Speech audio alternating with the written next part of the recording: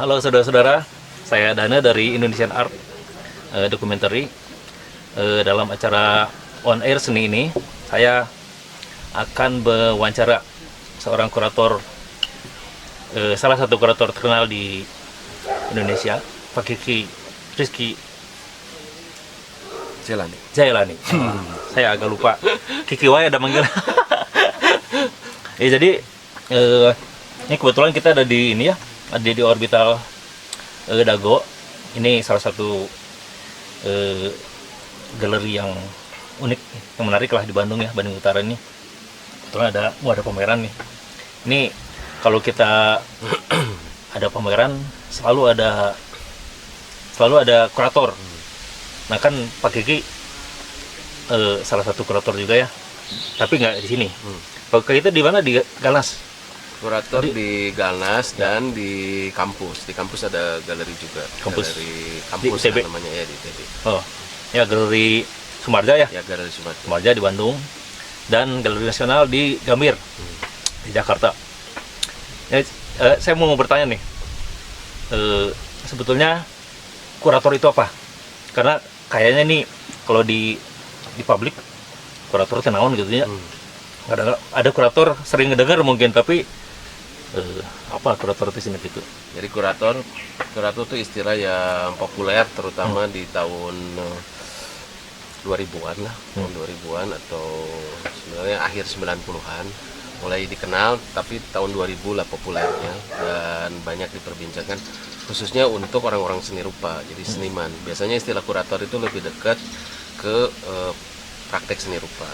Bahasa NKM almarhum misalnya pernah ngomong kalau di teater itu namanya dramaturg gitu ya, dramaturg. Jadi itu orang yang kurang lebih beliau bayangkan itu sama dengan kurator.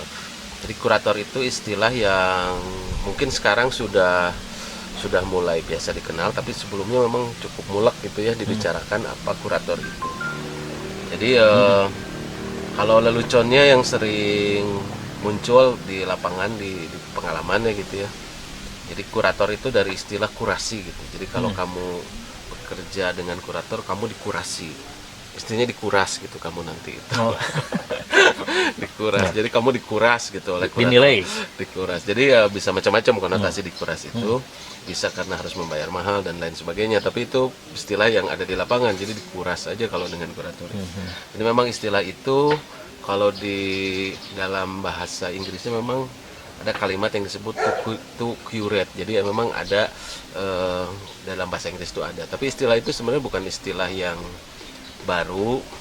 Istilah itu dikenal terutama sebenarnya di bidang permusiuman. Jadi di setiap museum itu selalu ada kurator. Jadi kurator itu orang yang bekerja di museum. Umumnya dikenalnya begitu sebelumnya ya. Tapi istilah kurator juga dikenal di dalam ekonomi, urusan ekonomi, terutama di dalam urusan perbankan ya, karena kaitannya dengan pilot misalnya, urusan yang kayak pilot itu atau bukan hanya dia akan Apa sih, pengawas apa namanya? Jadi itu sebenarnya juru taksir. Betul. Jadi dia yang menaksir satu harga. Jadi sebenarnya bukan hanya perusahaan yang pilot. Jadi ada perusahaan pilot kan nanti dilihat ditaksir asetnya. Nah, kemudian dipanggillah seorang kurator yang menaksir berapa sebenarnya aset yang tersisa sehingga berapa hutangnya. Itu teh dari dulu. Dari dulu dipraktekkan. Udah disebut kurator dulu. Kurator. Tapi karena mungkin kita tidak pernah berhubungan dengan hal itu, tapi beberapa orang yang sering berhubungan dengan hal itu tahu. Termasuk juga misalnya jawatan-jawatan yang menghitung aset, seperti misalnya jawatan kalau di Indonesia itu kan ada juga di Departemen Keuangan itu direktorat yang menghitung aset kekayaan negara. Itu mereka terbiasa juga bekerjasama dengan kurator. Jadi proyek untung rugi segala macam kan harus ditaksir. Nah itu yang menaksir itu kurator. Memang kurator itu berkaitan dengan hal-hal yang demikian. Jadi sesuatu yang ditaksir atau yang diperkirakan. Nah istilah itu muncul juga berlaku di museum. Nah, saya sebelum ngomong ke kurator seni rupa harus ngomong dulu kurator museum. Jadi misalnya suatu hari, sudah lama sih saya pernah ketemu dengan seorang kurator yang bekerja di museum, bukan di museum seni rupa tapi di museum umum. Kalau di barat tuh natural history. Jadi museum yang kalau di kita museum geologi atau museum apa saja. Nah, biasanya yang jadi kurator itu seorang ahli apa saja juga. Jadi kalau misalnya kebetulan yang waktu saya ketemu itu dia ahli botani zoologi, jadi ahli tentang binatang. Di situ kan ada banyak jenis fosil. Itu ada kuratornya. Jadi saya juga kaget juga ketika ngobrol, ternyata dia kerja di situ dan dia kurator. Dan dia bekerja, dia menceritakan apa yang dia kerjakan, misalnya penelitian tentang penyu, penelitian tentang apa. Nah, itu ahli kurator itu. Jadi kalau ada museum maritim misalnya, maka seorang kurator di museum itu adalah ahli maritim gitu. Jadi museum apa saja, jadi kurator itu adalah seorang yang ahli pada bidangnya, sehingga kemudian dia mengetahui apa yang dia geluti. Nah, fungsi kurator di dalam museum itu sebenarnya adalah orang yang menaksir satu nilai dari satu objek yang ada di museum untuk dipresentasikan kepada publik. Jadi saya harus menyebut itu menaksir juga, karena misalnya kalau di dalam ilmu pengetahuan itu, misalnya pengetahuan tentang satu objek, kerangka atau apa, kan sudah dibahas tuh di buku-buku itu tuh apa segala macam. Nah, ketika dia dipamerkan ke publik, kan tidak bisa bahasa yang ilmiah dan susah itu langsung disampaikan kepada publik. Maka kurator itu harus menaksir apa yang pantas disampaikan kepada publik. Jadi masalahnya di permusiuman itu adalah bendanya itu saja, tetapi publiknya yang berubah. Jadi publik tahun sekarang sama 10 tahun ke depan atau sekarang dan 5 tahun ke belakang itu berbeda. Nah, cara menyampaikannya pun berbeda, sehingga cara menaksirnya pun berbeda. Maksudnya menaksir itu di situ. Jadi kita menjelaskan Homo soloensis di zaman dulu dan di zaman sekarang tentu saja berbeda. Nah, kurator berfungsi untuk menaksir informasi yang harus disampaikan kepada publik. Dengan demikian, museum itu menjadi tempat yang hidup sebagai tempat pengetahuan. Jadi di kita itu museum kebanyakan cuma berisi label dan tidak ada penjelasan. Jadi ini benda apa, udah aja gitu. Jadi orang datang dan menafsirkan dengan cara yang sama karena dia cuma ketemu sama tulisan ini tentang apa. Tapi kalau di museum-museum yang serius tentu saja selalu ada kurasinya, ada kurator yang kemudian menyampaikan dengan cara yang berbeda. Tentu saja keterangannya sama. Jadi ini objek apa tentu saja sama, ukurannya, ditemukannya kapan, oleh siapa dan sebagainya. Tetapi bagaimana orang sampai kepada pengetahuan itu dia butuh pendahuluan. Misalnya konteksnya Indonesia pendahulu peradaban, kemudian dipamerkanlah Homo soloensis misalnya gitu. Beda dengan hanya melihat kerangka Homo soloensis. Nah, hanya orang Indonesia itu seperti gitu, juga monyet apa juga apa gitu ya. Kan itu berbeda dengan ketika judul pamerannya adalah peradaban Indonesia pendahulu peradaban dunia. Nah, itu kan berbeda. Jadi itu memberi menaksir cara pandang dari orang yang akan melihat karya. Nah, itu berlaku di setiap museum. Jadi setiap museum itu punya kurator. Nah, di Museum Seni Rupa itu lebih khusus lagi. Jadi museum seni rupa terutama di barat itu berpegangan kepada ilmu yang paling dasar, yaitu sejarah. Jadi setiap karya kalau di sana dikumpulkan berdasarkan narasi sejarahnya kan, iya naon ini naon. Nah, kurator itu harus menjelaskan misalnya impresionisme untuk masih anak kecil sekarang dan anak kecil nanti itu kan berbeda. Jadi impresionisme itu kan bukan hanya ini karya yang dicoret-coret seperti tidak bisa menggambar, tetapi kemudian dijelaskan bahwa itu lahir karena saat itu bersamaan dengan penemuan prinsip optik misalnya. Dan saat itu bertemu. Jadi banyak hal yang harus diceritakan di balik pengetahuan yang umum itu. Jadi si kurator itu di barat itu kemudian menafsir. Jadi apa yang menariknya? Bahkan di museum-museum tertentu mereka membuat cara penampilan yang berjenjang. Jadi ada tempat pameran yang umum boleh lihat, ada pameran yang corner misalnya itu untuk anak kecil yang toddler yang belum bisa baca, belum bisa tanda. Mereka berinteraksi dengan model-model di karya itu sehingga mereka sudah mengenal karya seni itu dengan cara yang mereka kenali. Itu sebenarnya fungsi awalnya kurator. Nah, kurator itu kemudian berkembang. Ini masih belum di Indonesia, masih di barat. Kemudian berkembang menjadi pengetahuan. Jadi sistem pengetahuan. Jadi kan harus diajarkan. Kemudian di barat sendiri di tahun 70-an, 80-an berkembang kecenderungan baru, mereka tidak lagi bersandar kepada sejarah. Sehingga kemudian seni rupa tuh satu karya itu nggak harus dijelaskan karena sejarahnya, karena siapa senimannya atau konteks penciptaannya tuh, tapi bisa yang lain, misalnya pengaruh satu karya terhadap migrasi di mana. Itu kan itu di luar lagi bidang seni rupa. Nah, itu museum nggak bisa terima. Ini kan beda ya, kok gitu. Kenapa harus nggak di luar lagi sejarah? Sebab biasanya seperti di museum yang umum, kalau museum umum pedoman pengetahuan yang umum, kalau di seni rupa pedomannya sejarah.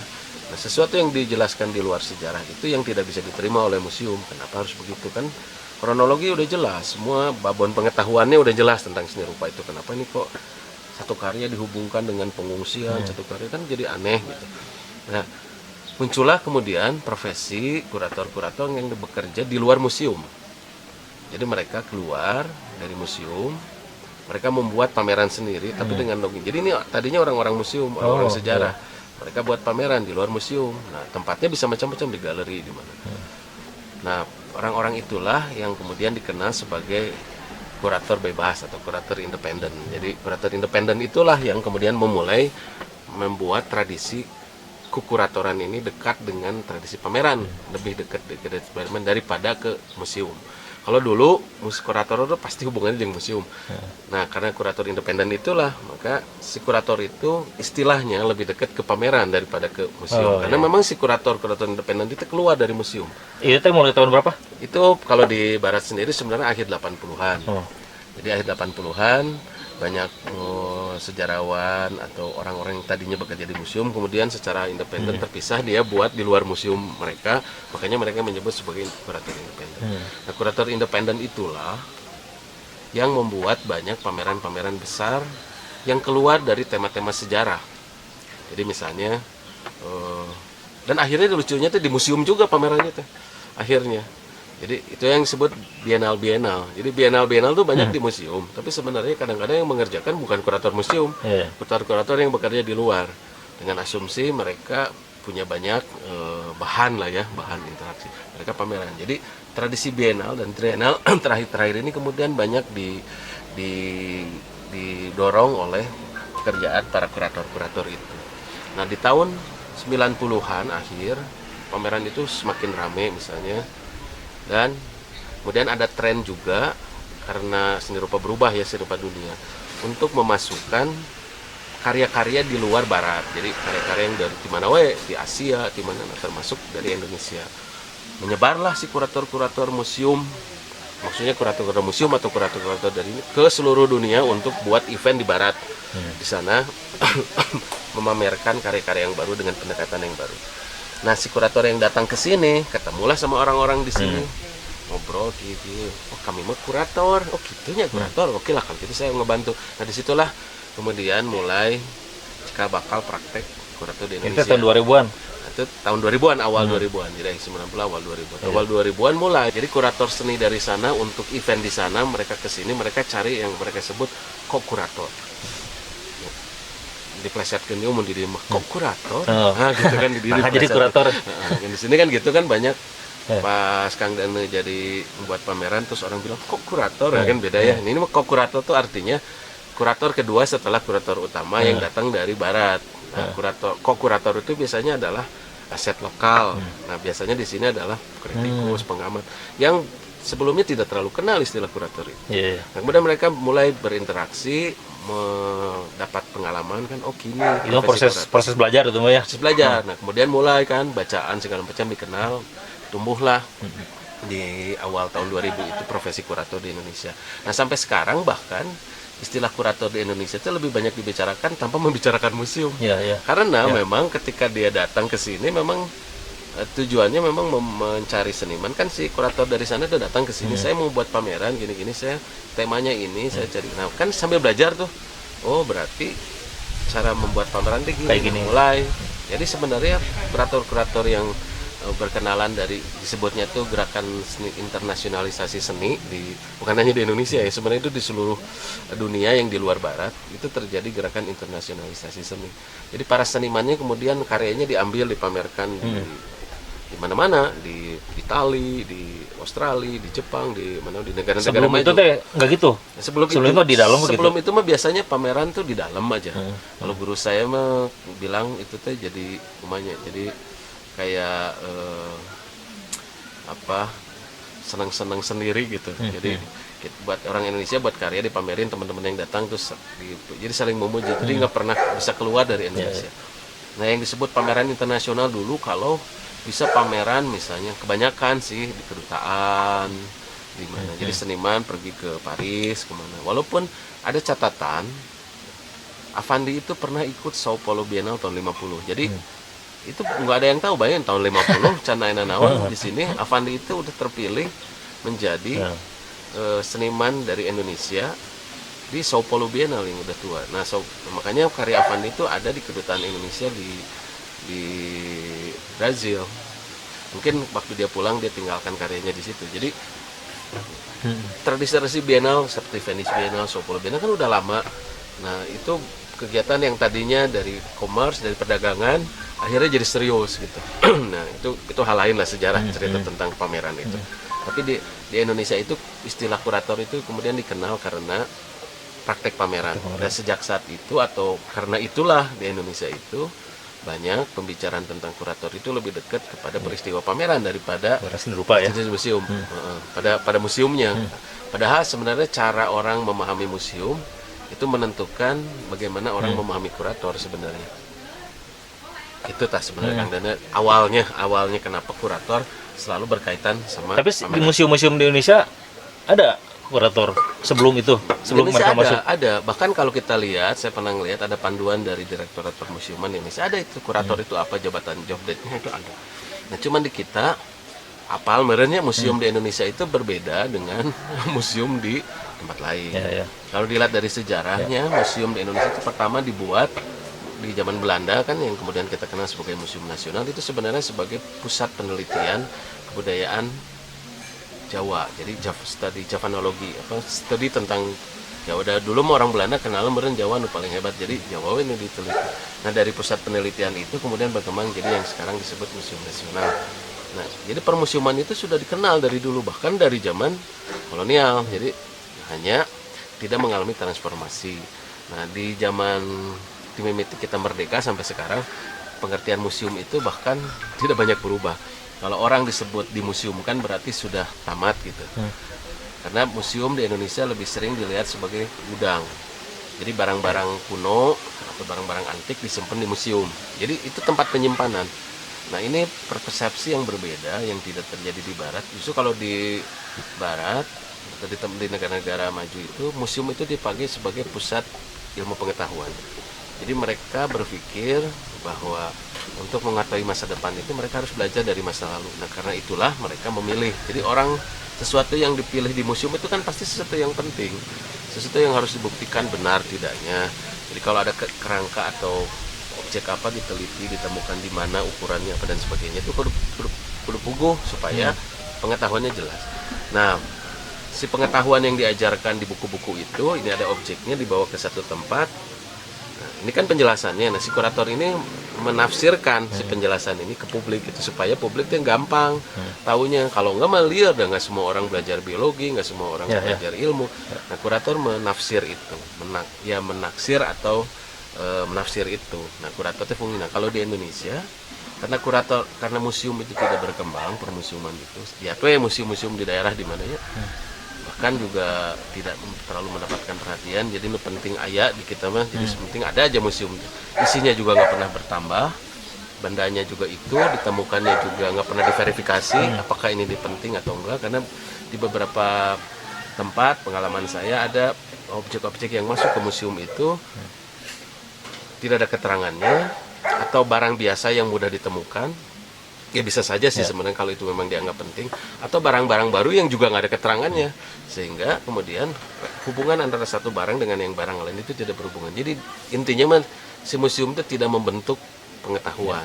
Kan museum itu sebenarnya membuktikan bahwa pengetahuan kita aya buktina. Nah, buktinya di museum. Nah, supaya orang tahu pada pengetahuan, lihat buktinya. Nah, dari situ dia lebih bukan ada orang yang karena ngelihat buktinya dia jadi dia tahu. ada orang yang setelah tahu ngelihat buktinya dia makin sadar, oh bener ya ternyata orang Indonesia itu hebat misalnya. Seperti sekarang ada museum yang sedang dirintis, yaitu museum gambar cadas di Indonesia. Jadi Indonesia itu tidak banyak dikenal. Gambar cadas tuh? Gambar cadas tuh jadi gambar-gambar yang dibuat di cadas. Jadi kalau di dalam bahasa Inggrisnya rock painting. Rock painting. Jadi gambar di gua. Jadi Altamira, ya Altamira kan kita kenal di mana-mana. Ada filmnya lah di luar negeri mah ya filmnya, ada yang Antonio Banderas tuh yang mainnya itu ada filmnya. Nah di Indonesia itu ada juga gambar-gambar rock painting itu. Tapi kita di Indonesia itu disebutnya sebagai gambar cadas karena kebanyakan memang dicadas di gambarnya. Nah di Indonesia itu gambar cadas, saya pernah membuat pameran tentang hal itu. Jadi Indonesia itu memiliki gambar cadas yang paling banyak di dunia. Nah terakhir ditemukan di Sulawesi gambar cadas. Jadi ini gambar cadas itu masih ditemukan gambar cadas yang lebih tua dari Altamira. Bayangkan, itu lebih tua dari Altamira. Jadi klaim sejarah bahwa gambar tertua di gua itu punya di Altamira itu ternyata di Indonesia. Ternyata di Indonesia. Jadi itu lagu nenek moyangku seorang palau itu kudu diganti karena nenek moyangku seorang pelukis cadas. Jadi itu kan banyak hal yang harus diubah. Misalnya gitu ya. Setelah itu diketahui, persepsi kita berubah. Orang yang bisa melukis di satu saat kan itu beda dengan orang yang cuman petani atau pemburu. Kan masyarakat pemburu ini masyarakat yang sudah bisa melukis, itu kan berbeda. Nah kayak gitu, jadi museum itu mengubah cara pandang orang. Jadi dari nggak kenal jadi tahu, Tino tahu jadi yakin gitu bahwa oh ya benernya Indonesia. Nah si kurator museum tuh gitu. Nah kalau di Indonesia karena museumnya diabaikan demikian saja, maka persepsi kepada objek sejarah, persepsi kepada sejarah itu juga abai di kita itu. Jadi sejarah tuh di kita mah, jadi orang Indonesia mah kalau mencuk orang Sunda mah cenah gitunya. Jadi budaya cenah itu. Jadi kita lebih senang di kita tuh dengar kata si itu begini. Nah kalau di Barat itu ngelihat, makanya mereka ada istilah seeing is believing. Jadi mereka percaya kalau mereka lihat. Makanya si objek sejarah itu harus disimpan supaya mereka ngelihat, oh benar gitu, itu percaya. Nanti kita mau ku bejate ya, bejana ini gini. Jadi tidak ada kebutuhan untuk menyaksikan bahwa ini benar. Jadi cukup ku beja. Nah pengetahuan di negara-negara di luar apa yang namanya budaya yang menempatkan peran penting melihat itu memang berbeda. Di kita itu pengetahuan itu dicari dengan beja, jadi oral gitu, diceritakan dari nenek moyang, dari nenek kakek bapak terus jadi pengetahuan. Nah kalau di Barat karena menekankan kepada pembuktian melalui melihat, maka museum itu jadi penting. Jadi di kita tuh museum itu penting dah. Prabu Siliwangi mah nyahulah saya dongengna, karena di bejaan. Kita nggak pernah tapi ada bukti-bukti museumnya visualnya nggak ada gitu. Nah, misalnya gitu kan, jadi masalah di sini mah dongengna. Gitu. Jadi itu menurut saya itu juga membedakan bagaimana orang menafsirkan kurator. Sehingga kalau di sana kurator mengurasi itu berarti menafsir, membuat adaptasi, memperhitungkan gitu. Kalau di sini mengurasi itu ya dikuras, diambilin gitu kan. Kan memang nggak ada asosiasi lain kepada pengetahuan kecuali ngurasi itu seperti ngurasi bak isinya diambil. Gitu kan. Jadi itu perbedaannya kurator yang berkembang dalam tradisi pemusiuman dan kurator yang berkembang langsung ke praktek pameran. Dan hubungannya dengan sekarang dengan seni rupa Bari ngarokoknya. Ya. Hubungannya kurator yang yang ada di pameran seni rupa itu berarti sama juga ya sebagai penyampai informasi kan? Ya sebenarnya gini, informasi karya seni ke publik gitu kan? Ya. Jadi kurator di kita itu kalau di kegiatan pameran berarti dia kalau makanya ada dulu mah begini, pokoknya kalau mau tahu karya tanya we ke seniman. Akhirnya seniman nggak dongeng, karya saya itu tentang ABC. Setelah didongengkan jadi teu alus atau jadi lebih alus, kan dua pilihan. Bisa jadi lebih alus atau jadi teu alus. Geningan tentang eta karya teh Sugan teh tentang apa gitu kan gitu. Jadi sebenarnya antara seniman yang punya pikiran dan karya di hal lain ini kan dua hal yang berpisah. Jadi ada orang yang bilang, katanya ya, waktu Walter Benjamin bilang, ketika karya itu dipamerkan, maka karya itu hidup di dalam kehidupan yang lain. Jadi kehidupan pertama, kehidupan kedua disebut. Kehidupan pertama adalah kehidupan ketika karya itu diciptakan di ruang seniman, di studionya. Dan ketika dipamerkan, dia hidup lagi di kehidupan yang kedua, yaitu hidup di kepala persepsi orang yang melihatnya. Jadi orang mengatakan, si seniman mengatakan A, yang lain ngelihatnya B, kan menang mengartikannya. Apalagi kalau karyanya makin kompleks gitu ya. Tapi kalau misalnya karyanya gambar burung dilihat sebagai kuda, maka kan bisa ngambek senimannya. Tapi kalau yang lebih kompleks, kan boleh orang berpendapat. Jadi yang bagus itu bukan apa kata seniman, tapi bagaimana si karya itu mampu memberikan sesuatu kepada orang yang lain. Nah sekarang kurator di tengah itu kan, bagaimana ya saya harus menampilkan karya seniman dan si seniman punya pikiran, udah gini rencananya, dia bicara ke kurator, rencananya mah gini karya ini tuh tentang bla bla bla. Jangankan publik, kuratornya sendiri ngelihat bahwa karya itu bukan hanya itu, seperti yang dikatakan seniman. Mungkin ini ada kaitannya sama itu, mungkin ada banyak kemungkinan. Maka kemudian kurator menyiapkan pameran, menghubungkan satu karya, kan karya seniman terbanyak, dan membuat cerita baru, persis seperti kurator di museum. Jadi paling asik atau paling afdol kamu melihat karya si seniman A ini kalau kamu melihatnya dengan cara ini. Tapi namun karya no lain mah beda deh. Nah seniman A ini begini, dia punya ide besar, nah di dalam itu ada ide kecil, banyak kan bisa cerita. Nah di bagian yang ini tuh, ini karyanya, ceritanya tentang ini. Kurator ngomong gitu. Nah penjelasan kurator G bukan berarti yang harus diterima oleh publik juga. Dia mah cuma mengantarkan, kalau kamu mau ngelihat seniman ini lebih afdol, kamu lihat ini. Nah si publik ini datang, cek saya mau bukan gitu, udah saya mah kenal sama senimannya, dia mah nggak gitu, dia mah ya itu mah mengawai. Kalau senimannya, si publiknya lebih kenal seniman, bahkan dia merasa lebih tahu dari seniman untuk menjelaskan karya seniman, mengawai itu mah. Dan si antar kurator, kan banyak kurator pasti dengan berbeda-beda isi kepala ya, itu pasti beda-beda juga ya. Pasti beda-beda. Kalau sama mah tuh karunya senimannya, berarti seniman itu terlalu miskin. Seniman itu kan lebih dari pendapat. Jadi dia mengatakan bahwa saya mah A misalnya, kan A itu bisa dilihat dari sisi ini, bisa A plus, A min, A aksen dan segala macam. Jadi bagaimana cara menjelaskan kemampuan si seniman itu banyak hal. Nah, tapi yang pasti mah kurator harus selalu punya sudut pandang yang produktif istilahnya, yang produktif tentang si seniman. Kalau tidak produktif, nah ya nggak usah ulah kerjasama. Kalau seni kuratornya merasa seniman ini mah asik gitu ya, nggak cocok saya mah, atau karyanya kumaha, ya nggak usah dipamerin karena dia tidak bisa melihat segi yang produktif dari apa yang dikerjakan seniman. Nah seniman pun sebaliknya, kalau kuratornya tidak bisa melihat sesuatu yang produktif di diri dia, ya dia nggak harus kerjasama sama kurator itu. Sama juga gitu, kurator yang lain ngelihatnya si seniman A itu, kata kurator ini kamu tuh gini karya kamu gini. Oh seniman gitu kan, di kurator yang ini ngomong lagi, kata saya kamu tuh gini. Seniman kan tinggal menilai sebenarnya mana yang mau dia lihat. Bisa saja oh saya dua-duanya benar, atau tiga-tiganya benar, atau empat-empatnya benar, tapi yang pertama saya mau kerjasama sama kurator ini lah, sebab dia ngelihat saya teh gini, nanti pameran yang kedua saya mau kurator itu, sebab sesuai dengan karyanya. Sesuai. Nah seniman kan yang menentukan.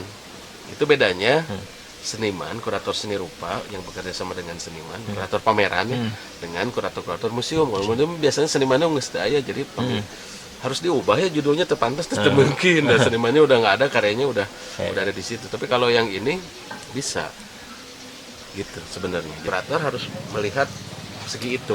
Maksudnya bahwa orang mau membeli yang satu namanya itu mah terserah orang juga. Tapi kurator harus melihat porsi yang sama antar seniman. Jadi semua seniman di dalam pengantar kuratorialnya disebut. Jadi tidak etis kan untuk menyebut bahwa si ini lebih baik daripada yang ini, nggak bisa begitu. Semuanya pasti sama baiknya, dan sama baiknya itulah yang membuat pameran ini jadi baik gitu. Jadi tahun 2000 itu kan udah mulai ada peralihan lah itu ya, ada pengenalan terhadap dunia kurator untuk mengkurasi karya-karya seni gitu ya. Nah itu dulu siapa yang pertama tuh Indonesia?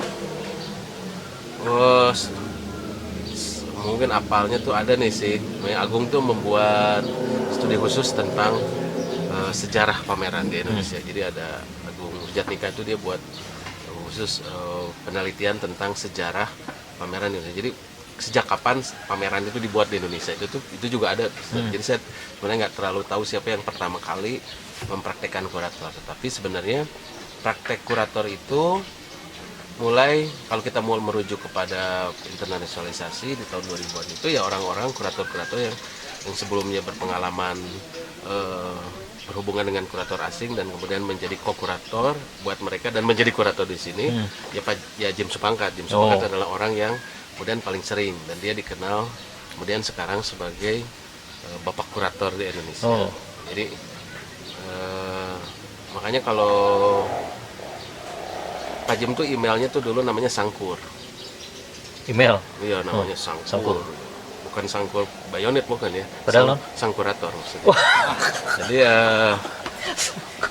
Jadi itu jadi Pak Jim Supangkat yang mulai membuat praktek itu, dia mulai bekerja sama. Jadi kurator itu di dalam prakteknya itu bisa meng-create pameran, bahkan menawarkan pameran, memberi ide sudut pandang kepada seniman. Misalnya seniman, ini karya saya tuh ini nih. Seniman mah berkarya nggak ada jarak biasanya. Sekarang dia senang buat karya dua, rada mirip, ketiga nggak beda deh. Keempat beda, kelima beda, keenam balik deh kan. Iya kan seniman suka gitu. Jadi banyak. Nah, kurator datang, kata saya sih ini ya karya tuh ini. Yang samanya dari kamu tuh ini, yang samanya. Tapi kalau dia kamu bedanya karena karek sadar seniman kan. Tadinya mah berkarya mau langsung aja semua dikerjain. Iya ya, yang ini saya keresep kamari teh aya material baru atau apa gitu.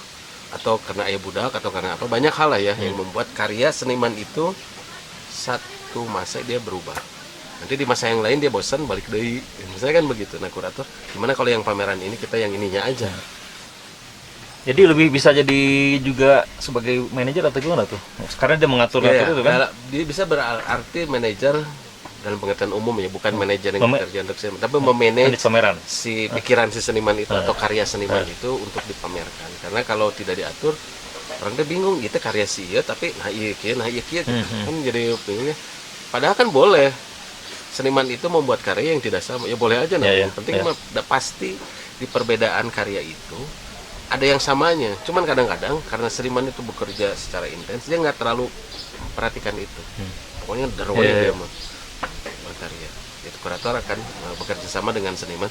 Jadi yang pasti mah jangan musuhan kurator jeung seniman. Musuhan mah susah. Jadi senimannya nyumput-nyumputkeun mau ngabejana kurator eta mah saya mikir. Nah, itu mah celaka, itu tidak akan terjadi kerjasama yang baik dan ulah jadi kurator nawe atau udah milih kurator dia atau kurator jangan kerja sama seniman. Kalau seniman dan kuratornya nggak akur. Terus si masalah kan kalau pameran itu kan si seniman ada pasti yang tujuannya buat dijual kan. Nah itu kan, saya sih sering dengar lah karena ada keterlibatan kurator terhadap nilai si karya seni itu orang dia lah biasa kan udah sepukul dua pukul lah gitu kan. Itu istilah kayak broker lah istilahnya gitu, atau kasarnya broker lah. Itu seberapa sahih itu bahwa kurator itu adalah brokernya seniman untuk mendapatkan komisi lah dari hasil penjualan karya seninya gitu. Sebenarnya ada sih beberapa praktek semacam itu ya, saya dengar. Jadi yang sampai istilahnya ada yang disebut, tentu saja kurator itu kalau saya bekerja sama dengan galeri gitu. Artinya walaupun saya bekerja sama dengan seniman, tapi prosedurnya adalah saya bekerja sama dengan galeri. Tapi satu saat saya bekerja dengan seniman ketika itu bukan galeri misalnya. Jadi banyak modelnya bekerja sama juga, sehingga kita harus menjelaskan kepada siapa kurator itu bekerja sama. Jadi ketika saya bekerja sama dengan seniman, misalnya ada seniman senior atau apa, saya pengen pameran gini-gini, pamerannya di hotel apa atau di tempat, kan nggak ada pengelolanya. Jadi saya kerja sama seniman. Tapi ada juga yang kerja sama saya sama galeri.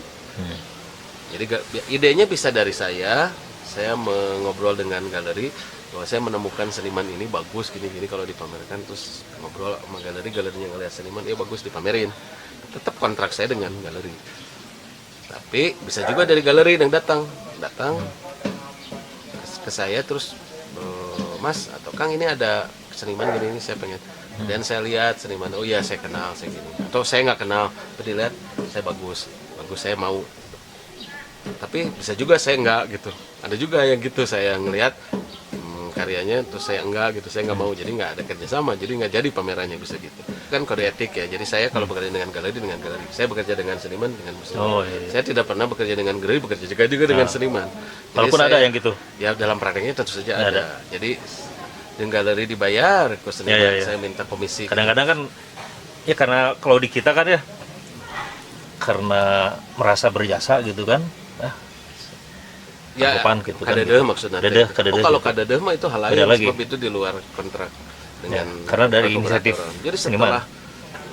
setelah pameran ternyata waduh alhamdulillah karya saya sold out gitu ya. Ya, gitu. Kadedeh dari saya mah, walaupun jarang sih sebenarnya. Ya. Kalau nggak Menteri Penta. Menteri Penta. Udah dibayar cuma ke galeri kan banyak kan gitu ya. Tapi ada juga mungkin. Tapi etikanya nggak gitu ya, nggak minta gitu ya. Nggak minta. Tapi ada juga kurator yang ngomong ke galeri kalau ada ini, berarti bahkan ada yang lebih sadis lagi. Maksud saya sadis tuh, ini kurator itu tetap membuat jangka panjang. Disebutnya tuh fee progresif. Itu saya nggak tahu istilahnya dari mana. Tapi fee progresif itu setelah pameran selesai, kalau kamu bisa jual karya tetap itu karena jasa saya. Jadi seniman tetap bayar. Ada juga yang mempraktekkan begitu. Jadi tapi kalau saya sih harus jelas ya, kerjasama itu. Sebab saya sih sebenarnya bingung kalau saya harus menjual karya dan mengendari komisi, karena semua karya kan baik menurut saya. Saya sering ditanya oleh pengalaman saya oleh kolektor, Mas, menurut Mas yang mana yang bagus karya? Saya pilih aja numpang deketna atau pang mahalna atau apa gitu, yang kan saya tahu maksudnya yang ini Pak. Terus datang yang lain murah, yang ini Pak. Jadi semua buat saya itu karya baik. Bagus.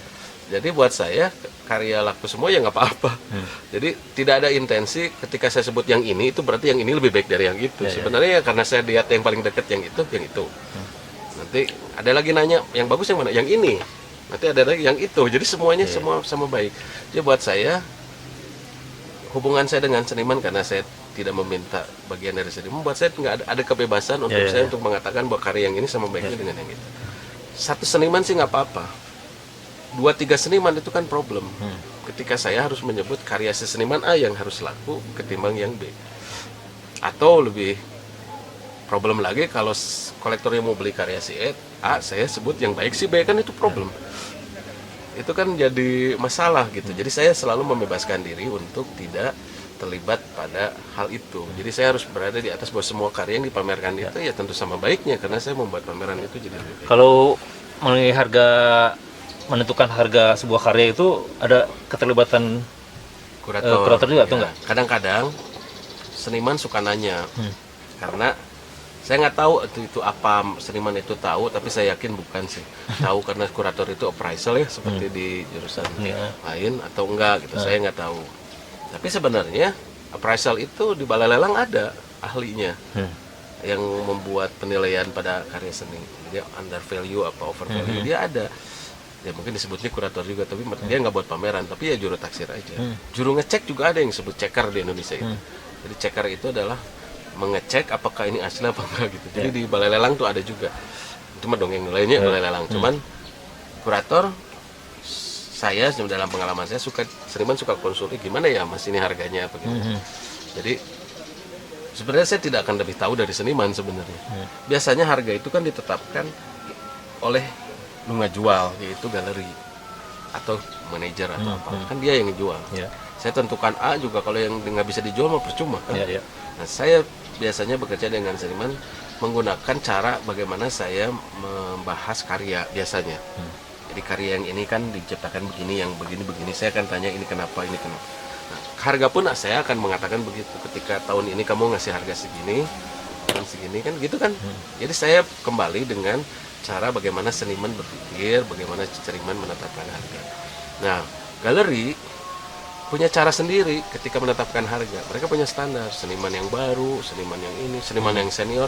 Kadang-kadang ada galeri yang bilang ke saya, wah Pak, ini kita pengen pameran yang senior-senior aja. Siapa yang senior? Dia sebut seniman B. Seniman B mah baru lulus 3 tahun. Untuk saya tapi dia sebut senior. Ternyata maksud seniman senior hargana senior. lebih tinggi. Karena gue senior gitu, jadi bukan yang murah. Jadi bukan usianya. Kalau saya, yang saya lihat kan karir seniman, jadi saya tahu seniman ini baru lulus 5 tahun, yang ini 10 tahun. Yang ini nggak 20 tahun, kepayu-payu, kan itu problem buat galeri. Saya nggak mau, sebab ini nggak pernah laku. Buat saya, justru ini penting seniman ini, karena orang nggak tahu kan gitu ya. Jadi harga dan itu terjadi perbedaan cara menafsirkan. Itu kalau jadi kurator itu ada pendidikannya atau selama ini apa yang menjadikan seorang jadi kurator gitu? Kalau dulu dari sejarah yang di Indonesia itu memang pertama kurator itu datang dari pengalaman. Tetapi sebenarnya di luar negeri sudah ada. Nah, biasanya pendidikan kurator itu harus embedded dengan ada tidaknya tradisi permusiuman. Kalau nggak ada tradisi permusiuman, ya kebutuhan itu nggak muncul. Kemudian, nah biasanya di luar negeri, para kurator itu udah diambil dari kampus-kampus yang punya pendidikan sejarah seni. Kenapa? Karena di luar negeri itu, museum seni rupa itu basis pengetahuannya adalah sejarah. Sehingga sekolah yang punya jurusan sejarah senilah yang akan menghasilkan orang-orang yang berpengetahuan tentang seni gitu, asumsinya. Nah, di Asia Tenggara bahkan hanya Filipina sekolah yang awal tahun 2000-an itu yang punya jurusan sejarah seni. Yang lainnya nggak ada. Nah, sekarang udah mulai di Bandung pun ada jurusan teori di mana-mana. Nah, itu cikal bakal munculnya ahli-ahli seni yang kemudian bisa menjadi kurator. Jadi kurator itu pendidikannya dari pendidikan profesinya dulu. Baru dari situ dia belajar lagi course. Karena buat saya kurator itu sebenarnya adalah praktikal teori. Jadi teori yang bersifat praktis gitu. Jadi teori yang di dalam praktiknya bisa dilihat. Tapi juga dia adalah praktik yang mengandung teori. Jadi theoretical praktis. Jadi dia hanya bisa dipraktikkan kalau orang mengetahui teorinya. Dari pameran mah dari dulu ya gitu-gitu aja, bawa karya dipasangin di tembok udah aja. Nah, tetapi teori itu akan mengubah orang bagaimana menggolongkan, membuat blocking warna dan sebagainya. Jadi dia adalah praktek yang harus mengandung teori, tapi juga teori yang mengandung yang bersifat praktis. Itu yang tadi saya sebut, kumpulan pengetahuan tentang sesuatu di buku ketika disampaikan oleh kurator menjadi lebih praktis. Nah, jadi kalau misalnya pendidikan secara khusus jurusan misalnya atau apa ya, pokoknya gelarnya bakal jadi kurator lah gitu, itu kan belum ada. Sementara kurator-kurator kan bermunculan yang nggak punya pendidikan itulah gitu ya. Nah, itu maksudnya sesahih apa seorang kurator itu yang sampai sekarang yang muda-muda lah gitu, terutama yang muda-muda nih. Segimana bisa orang percaya bahwa apa yang dia omongkan dia tentang pameran itu benar atau punya ada value-nya gitu. Jadi dulu nih sebelum menjawab yang pendidikan itu dulu tuh pernah waktu zaman terjadi keributan antara kurator. Kan kurator itu waktu awalnya berkembang juga tidak sederhana juga. Pertama kali bersinggungan sama kritikus, terutama sama seniman. Terus ada keributan. Mereka tidak menerima kurator kok harus lebih hebat dari seniman. Kok dia menentukan dari kan seniman yang tahu. Seniman lah yang tahu, seniman lah yang menentukan, bukan kurator gitu. Itu waktu awal-awal sampai ada statement seniman yang mengatakan dalam sebuah rapat resmi, pokoknya kurator itu harus ditentukan oleh SK Presiden. Bayangkan, kurator ditentukan oleh SK Presiden. Jadi itu betapa istimewa. Jadi satu sisi dia mempersoalkan kurator, tapi dia menyatakan kurator itu sedemikian susahnya sampai harus SK Presiden itu mementerikan sejajaran. Jadi memang berarti kacau pisan saat itu ya. Nah, pendidikan kurator sendiri memang belum ada. Tapi di tahun 2000-an itu pernah ada lulusan dari ITB yang kemudian sekolah di Australia. Saya lupa ya nama sekolahnya itu. Kemudian dia lulus sebagai di pendidikan kurator. Jadi dia yang pertama kali mendapatkan sertifikat kurator. Jadi dia lulus karena memang Australia di antara banyak perguruan tinggi di dunia itu yang mengspesialisasikan untuk pendidikan kurator. Jadi kita selalu bercanda saat itu, yang bersertifikat kurator itu pendidikannya cuma wulan gitu waktu itu. Tapi sekarang kan sudah banyak berkembang. Misalnya di ITB sendiri, di S2 di program magister itu ada pendidikan Art Management and Curatorship. Jadi tata kelola seni dan kekuratoran di ITB, tapi S2. Nah di ISI Yogyakarta itu ada tata kelola seni, jadi itu di S1, jadi art management. Jadi itu istilahnya itu satu step dekat kepada profesi kurator. Jadi Jadi yang lulus dari situ pasti jadi kurator belum tentu juga. Kan tapi bisa jadi kurator. kurator bisa jadi kurator, tapi ada juga yang ngurus manajemen kan. Ada yang karena di museum pun ada jenis-jenis kurator, sama-sama kurator, tapi yang satu kecenderungannya mengurus manajemen, yang satu kecenderungannya membuat pameran, jadi macam-macam. Nah, cuman biasanya kelahiran kurator itu tumbuh bersama berkembangnya pendidikan tentang pengetahuan seni. Jadi kalau pendidikannya menekankan kepada praktek seni, pasti tidak akan muncul kurator. Seperti pendidikan zaman dulu kan studio-studio yang akan ada kurator.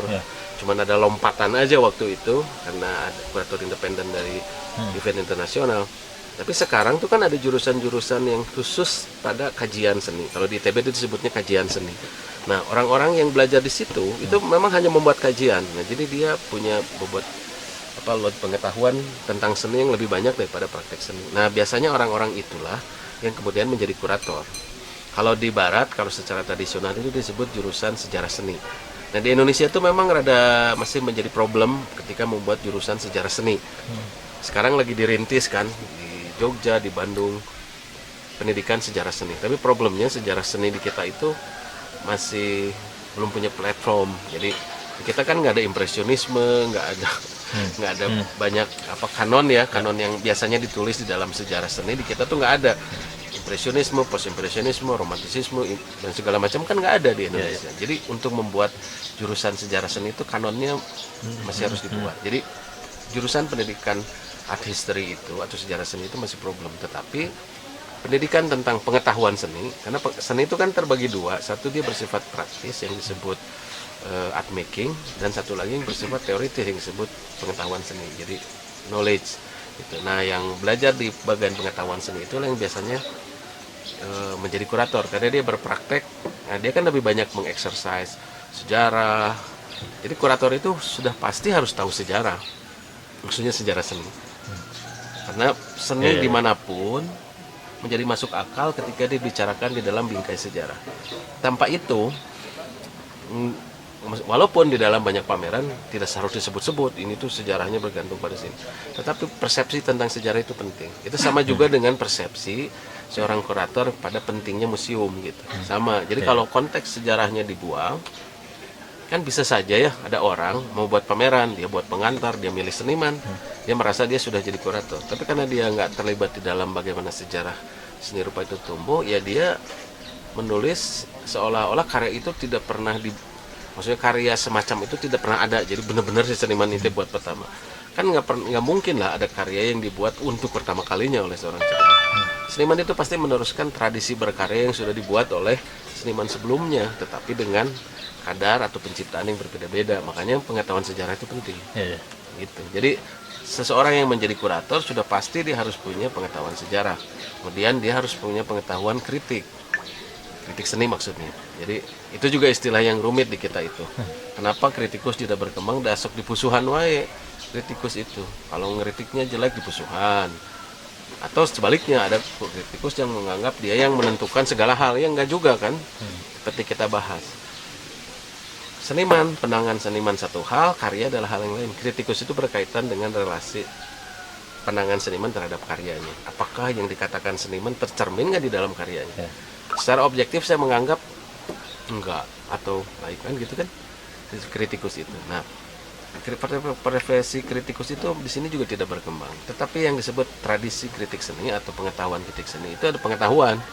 Jadi ada ilmunya lah maksudnya teh. Bagaimana membuat kritikan, ada deskripsi, ada segala macam lah sampai dia keputusan. Nah, kurator kan harus tahu itu. Jadi dia tahu bahwa sesuatu yang dia pamerkan itu adalah sebuah objek yang memiliki struktur pengetahuan di dalamnya. Sehingga ketika dia makin tahu, makin dia menghargai apa yang dia kerjakan, si kurator itu. Tapi kalau enggak, ya kurator itu bisa asal. Ada pameran mah nggak pernah berubah gitu-gitu aja dari dulu kan. Semakin kurator itu tahu bahwa yang dipamerkan itu adalah benda berharga secara historis, secara macam-macam, dia semakin intens juga membuat pamerannya. Itu yang membedakan satu kurator dengan kurator yang lain. Nah, lalu orang melihat, jadi bagusan mana kurator yang ini, mana yang lebih baik kurator ini atau kurator lain. Jadi itu juga banyak kriteria penilaian juga kan. Kalau pengalaman Pak Kiki, Pak? Jadi ada orang yang menilai baik tidaknya itu kalau karyanya laku apa nggak laku. Kalau nggak laku, kuratornya nggak asik, nggak baik. Kalau karyanya laku berarti Keren. Nah berarti itu kan ada yang gitu. Ada yang melihat, ada yang ngeliat, ya mah asa hebatan kuratornya daripada senimannya. Karena yang dijelaskan kurator itu tidak tercermin dari apa yang digambarkan oleh seniman. Jadi kuratornya luhur teuing nulis apa yang dikerjakan seniman. Si seniman yang membuat sesuatu A, si kurator yang jelasin misalnya teh. Jadi ya itu Ambon sendiri kan, kuratornya asik, sorangan senimannya di mana gitu. Jadi itu juga yang ideal adalah kurator menunjukkan bukti-bukti yang bisa dilihat orang pada si karya seniman. Dan ketika seseorang menganggap bahwa yang dibawa kurator itu membuat dia lebih mengerti, itu lebih baik, gitu kan. Nah, tapi banyak, misalnya dalam pengalaman saya selalu dikritik kenapa Pak Kiki tulisannya lebih memusingkan daripada ngelihat karyanya. Itu sering, ya saya mah sering lah sebut begitu. Jadi baca tulisan Pak Kiki bukannya lebih mengerti karya seniman, lebih liar. Jadi sebenarnya kadang-kadang saya membuat dalam berbagai versi sih sebenarnya.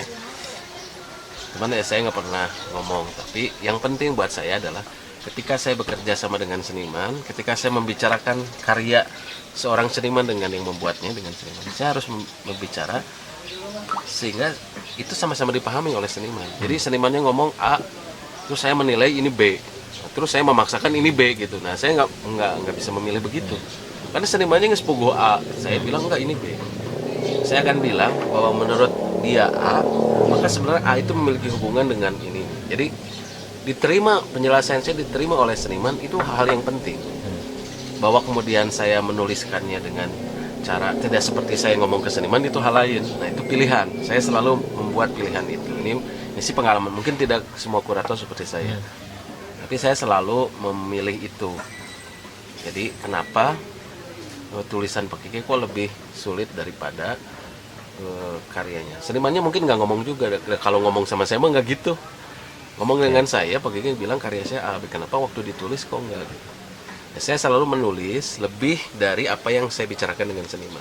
Dengan maksud, saya ingin membuat pameran itu memiliki usia yang lebih panjang. Jadi dia membuat konteks yang lebih luas. Ya, terasanya kan bukan sekarang.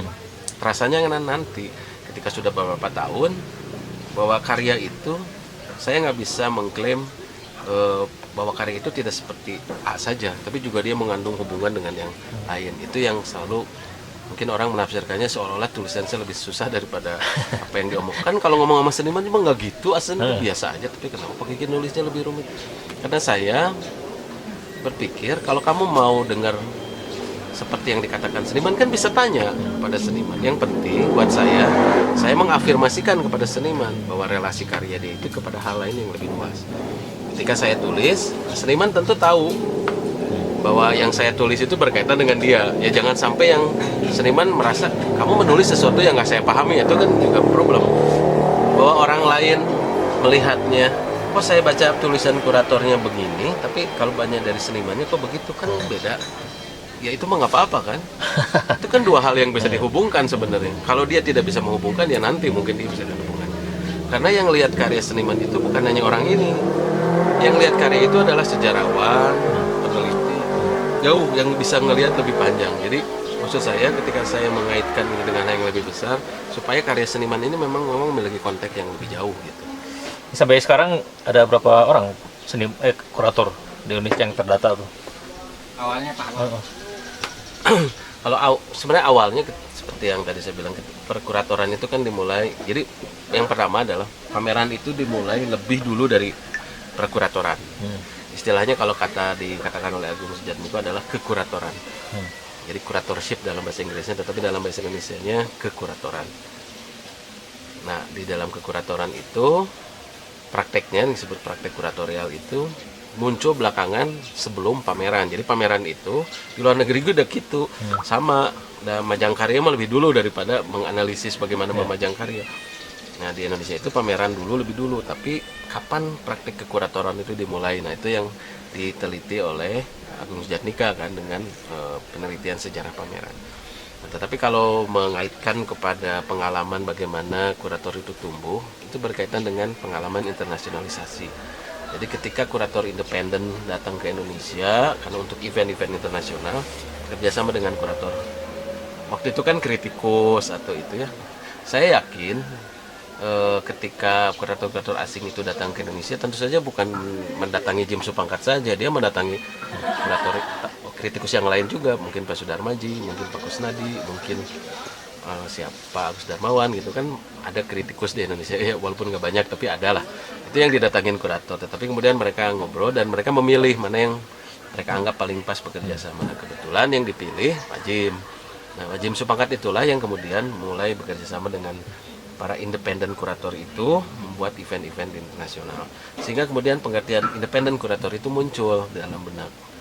Jadi saya dan Asmujo itu bergabung dengan walaupun kelembagaan itu saya nggak tahu resmi apa enggak, tetapi kita waktu itu pakai pakai headingnya itu adalah Jim Supangkat and Associate. Jadi juga pengacaranya gitu.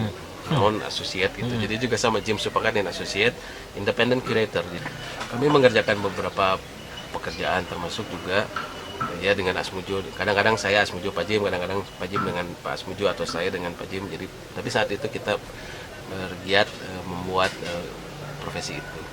Nah, ada satu penelitian yang dibuat oleh Patrick Flores yang menulis tentang sejarah. Saya nggak tahu itu bukan sejarah sebenarnya, menjadi studi pendataan tentang praktik kuratorial di Asia Tenggara. Nah, jadi dia dapat grant dari satu lembaga, kemudian membuat riset tentang bagaimana kurator di Asia Tenggara berkembang. Dia memilih 3 tempat yang menurut dia paling pas dijadikan sampel penelitian, yaitu Filipina, negara dia, karena dia orang Filipina, kemudian Thailand dan Indonesia. Jadi 3 tempat itu menjadi tempat survei atau pendataannya dia. Dari situlah dia membuat penelitian tentang siapa saja kurator yang ada di Indonesia dan di Indonesia, di Thailand dan di Filipina. Jadi di 3 tempat itu memang Indonesia itu paling banyak kuratornya. Oh, saya lupa jumlahnya saat itu berapa, tapi paling banyak lah. Kemudian dari kurator buku itu saya punya laporannya, jadi dicetak buku tapi nggak beredar di ini. Jadi di situ Indonesia paling banyak dibanding Thailand sama Filipina, dan di Indonesia sendiri habitat paling banyak adalah di Bandung. Jadi saya nggak tahu kenapa Bandung paling banyak habitat kuratornya. Saya yakin bukan karena jumlah pamerannya lebih banyak, di tempat lain juga pameran itu ada, tetapi yang kemudian mengklaim sebagai kurator itu orang Bandung lebih banyak. Jadi Bandung paling banyak jumlah kuratornya. Nah sampai sekarang berapa banyak kurator itu saya nggak tahu persis, tetapi terakhir ini saya dan teman-teman di Bandung Connect membuat program namanya Kurator Choice. Jadi kita menghubungi beberapa orang kurator yang masuk di dalam program Kurator Choice di Bandung Connect itu. Jadi ada kurang lebih 43 kurator. Indonesia? Enggak di Bandung. Bandung. Ini di Bandung aja. Jadi kurator Bandung yang bukan di Bandung aja, kurator Bandung. Dia bisa bekerja di Jakarta, dia bisa bekerja di tempat lain, di Bali atau di Singapura, di mana. Tapi dia tumbuh dan besar atau belajar di Bandung. Nah ini sebenarnya masih miss sebenarnya. Saya juga masih ingat beberapa nama yang belum saya masukkan di situ. Jadi kurator Bandung yang kita maksud di dalam acara Bandung Connect Kurator Choice itu adalah orang-orang yang membesarkan pengetahuannya bersama prakteknya itu di lingkungan seni rupa Bandung. Jadi bisa saja sekarang dia tinggal di Jakarta atau di Bali atau di Singapura atau di mana, tapi sebenarnya dia membesarkan pengetahuan tentang kekuratorannya di lingkungan mana. Jadi sekitar ada 43, tapi ada beberapa nama yang saya masih lupa dan ingat gitu ya, mungkin 43 itu masih kurang, mungkin ada sekitar 50 kurator yang tumbuh dari lingkungan Bandung. Jadi ini belum dari tempat lain ya, misalnya Jogja ada jadi ini tuh orang-orang yang sekarang bekerja di Bali, bekerja di Gorontalo, di mana-mana, tetapi dia membesarkan pengetahuan tentang kekuratorannya itu di Bandung. Karena banyak orang yang melihat habitat seni di Bandung itu sebagai tempat belajar. Nah itu mereka tumbuh menjadi kurator. Jadi yang pertama mungkin praktek itu dijalankan oleh Jim Supangkat. Saya nggak tahu resmi apa enggaknya Jim Supangkat and Associate itu, tapi Jim Supangkat and Associate adalah headnya ketika saya Asmijo dan Pak Jim itu membuat beberapa pekerjaan. Lama itu 10 tahun mungkin kita bekerja sama, jadi membuat banyak kegiatan dengan tag itu Jim Supangkat and Associate Independent Curator. Jadi praktek itu sudah berlangsung dari sejak akhir tahun 90-an sampai sekarang. Sekarang mungkin jumlah kurator lebih banyak lagi. Yang muda-muda saya nggak bisa catat, di tempat lain juga banyak mungkin. Itu dengan segitu banyaknya kurator ya, kan segitu banyaknya juga pemikiran tiap-tiap kurator beda-beda kan. Itu suka saling itu nggak sih? Saling pas ikut-ikut lah gitu. Ya. Artinya gentreng gitu tah. Tasya gitu. Jadi ada satu lagi yang menarik. Ada satu buku, itu sebenarnya kumpulan tulisan kuratorial, jadi tulisan yang mengantarkan pameran yang diselenggarakan di Galeria Nasional. Ini sebelum saya cerita pengalaman saya. Buku itu diterbitkan oleh Galnas. Istrinya tuh saya lupa judulnya, Rangkaian Katulistiwa atau Wacana Katulistiwa, lupa lah. Tapi itu kumpulan tulisan yang dibuat, tulisan untuk pameran yang dibuat oleh para kurator. Sebab Galnas itu sudah dari awal, dari ketika dia lahir dia sudah menggunakan istilah kurator, Galeria Nasional itu ada sejarahnya kalau Galnas, tapi dari awal sudah pakai istilah kurator. Dan kumpulan tulisan itu, buku itu isinya adalah tulisan kuratorial yang pernah membuat pameran di Galeria Nasional. Jadi itu saya mungkin harus lihat bukunya, itu cukup banyak nama yang muncul di situ. Jadi saya pernah, yang banyak kan orang yang pernah buat pameran di Galnas. Nah, kumpulan tulisannya itu dikumpulkan jadi satu buku dan cukup tebal. Jadi di situ kita bisa melihat bagaimana kurator walaupun itu mungkin satu segi saja ya, karena kurator itu kan kayak seniman sebenarnya, dia tumbuh juga. Ayeuna resepna ieu engke besok resepna itu. Jadi kan kayak seniman, dia tumbuh juga jadi pengetahuan. Jadi tentu saja cara pandang satu kurator dengan kurator yang lain berbeda. Jadi misalnya kemarin dia pameran sama kurator A, terus sekarang pameran sama saya. Nah kan berbeda, dia memandangnya apa, saya memandangnya apa. Senimannya juga nggak keberatan. Dan kalau saya beberapa kali melakukan pekerjaan itu. Jadi sebelumnya seniman ini pernah bekerja sama dengan kurator yang lain. Makanya kemudian saya tanya karya yang sebelumnya, oh ini yang dengan kurator itu ya, jadi gini-gini. Nah, terus saya memberi komentar juga pada apa yang kurator yang lain itu katakan tentang karya gini. Nah, saya melihat dari sisi ini. Jadi penting buat saya untuk ngasih tahu bahwa saya berbeda dengan kurator sebelumnya dalam melihat karya dia. Nah, terus kalau kata senimannya, enggak, karya saya menurut itu berarti nggak bisa bekerja sama saya gitu. Jadi saya selalu mengatakan pada seniman bahwa ada cara pandang yang lain tentang karya dia yang bisa berbeda antara saya dan kurator lain. Nah, tentu saja itu mah baik-baiknya ya. Dalam praktek nama aya we nu kurator ieu nulin ieu, terus seniman kurator yang lain kedeketin, terus kata saya salah itu. Mestinya Bapak nggak dilihat kayak gitu. Mestinya gitu. Ada juga yang begitu. Itu mungkin maksudnya pertanyaan Dana yang tadi. Ya, itu mah menurut saya bukan kekuratoran, itu mah persoalan bisnis gitu ya. Jadi supaya berikutnya kerjasama dia menyalahkan itu mah kecenderungan orang. Jadi kurator yang ini menyalahkan, salah itu kurator itu nulisnya gitu, mestinya gitu. Sebenarnya nggak ada yang salah dari memang karya itu bisa dilihat macam-macam kan, tentunya angle-nya juga banyak mestinya. Apakah ini sebuah profesi yang bisa istilahnya kieu mun ketemu sama camor tanya ditanya cenah, "Mang kerjana kurator naon?" Kurator teh kan gitu ya. Nah, itu maksudnya teh supaya yang nonton ini bisa bilang itu bukan itulah gitu. Bukan suatu yang kan sekarang mah para seniman masih belum bisa ngajamin.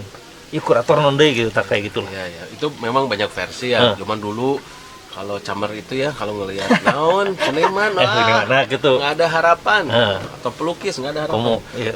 Cuman kemarin seniman pan barareunghar itu seniman. Oh, seniman oke gitu.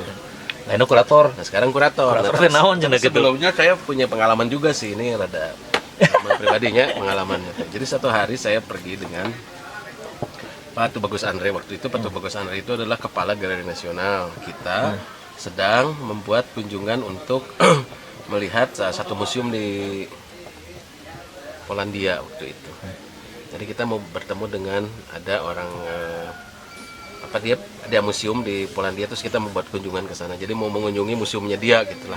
Intinya pergilah kita ke Polandia itu dan mendaratlah di pagi buta lah. Pagi buta gitu ya, mendarat ke situ datang. Nah, ada kecelakaan di situ. Kan saya berdua sama Pak Andre. Pak Andre mau pakai paspor biru, saya pakai paspor hijau biasa.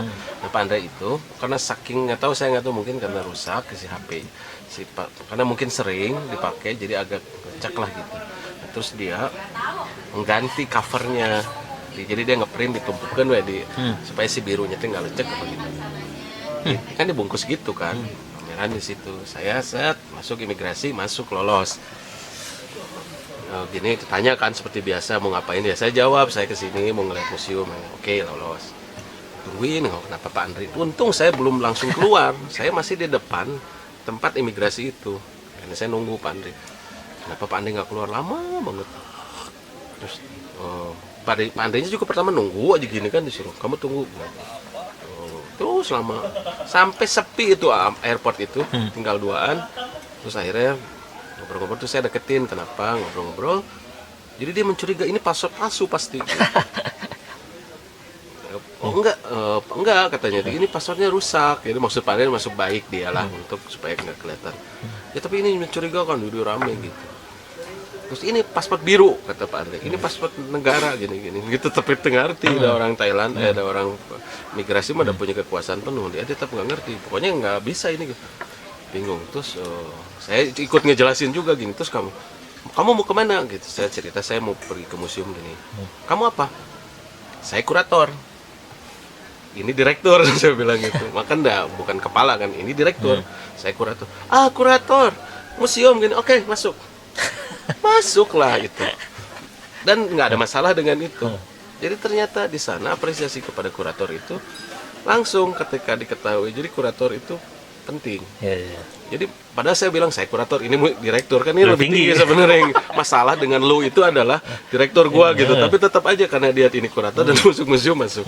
Jadi saya punya pengalaman bahwa berarti di sana apresiasi terhadap kurator itu tinggi. Nah, lalu bagaimana dengan apresiasi di Indonesia? Nah, sebenarnya kalau soal camar ya, saya nggak tahu camar. Kalau camarnya kolektor ya pasti ada terima tuh. Itu kan cuma kuratornya, ya ada yang cari jodoh camarnya itu kolektor kan, ada juga gitu.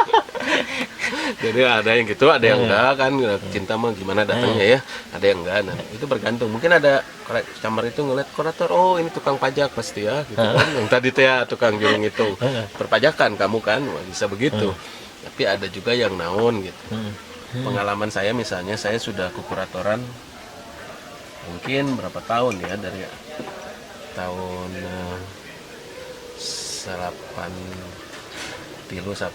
jadi berapa tahun ya, 93 sampai sekarang mungkin udah 25 tahun lebih lah di kekuratoran nih.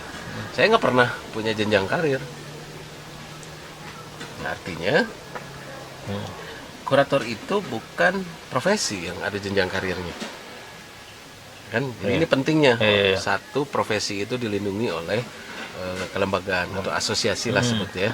Itu juga nggak ada, belum ada asosiasi kurator. Di Indonesia itu cuma ada satu asosiasi pematung Indonesia, API, itu yang berkaitan dengan seni rupa.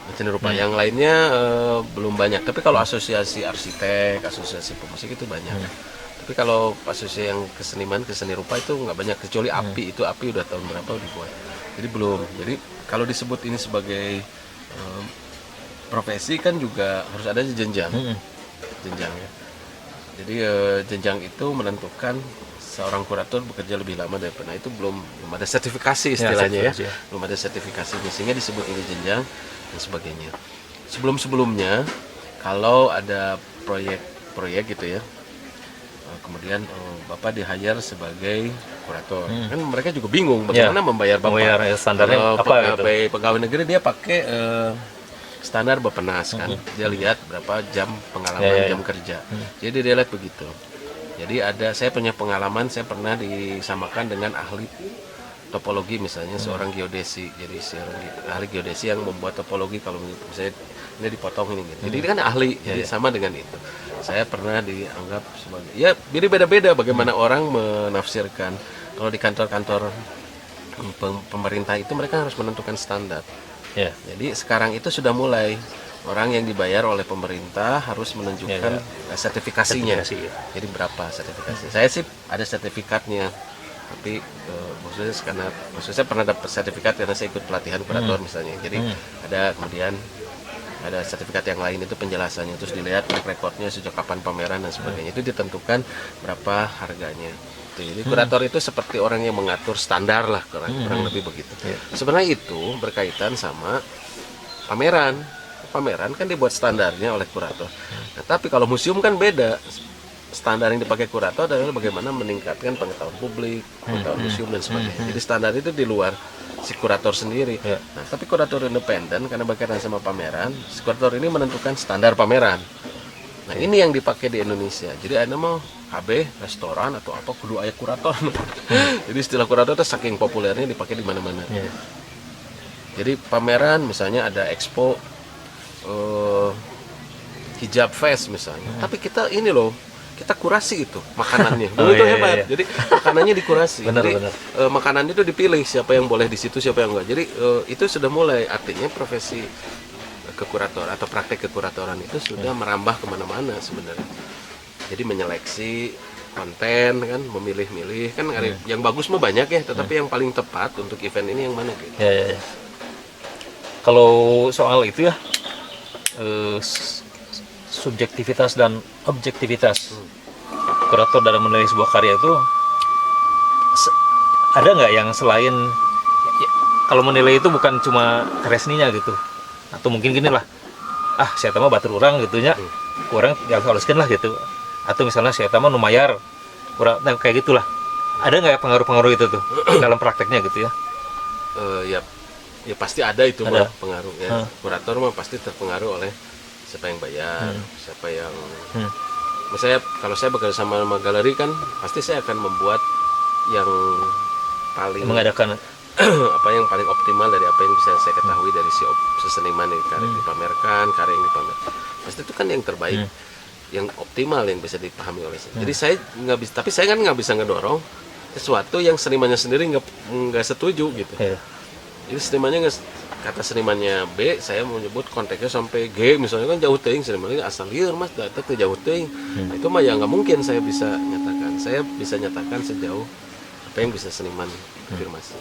Jadi lalu bagaimana saya memilih seniman kan? Itu mah baturannya kamu. Ada yang galeri memilih kurator, dia memilih seniman, dia memilih kurator. Ada yang seniman memilih kurator kemudian mendekati galeri. Saya kuratornya sama ini, nah itu kan. Oh iya, mau gitu Mas Kiki? Mau Mas Kiki mau, jadi oke, kalau Mas Kiki mau oke, jadi ayo kita oke. Jadi si seniman ke saya dulu, dan itu dia ngajuin ke galeri. Si galerinya nelfon, Mas Kiki benar mau pamerin seniman itu? Gitu ya, jadi karena saya justru pameran itu bisa kebalik juga kan. Saya mau pameran, si galeri seniman hebat pan, galeri kamu pameran sama saya nggak bisa, saya nggak mau. Terus susah akhirnya saya mau tapi kuratornya Mas Kiki gitu ada juga. Itu gara teresap aja si Mas Kiki mah begitu kan, tapi dah karena senimannya mau Mas Kiki dengan saya kan bisa gitu.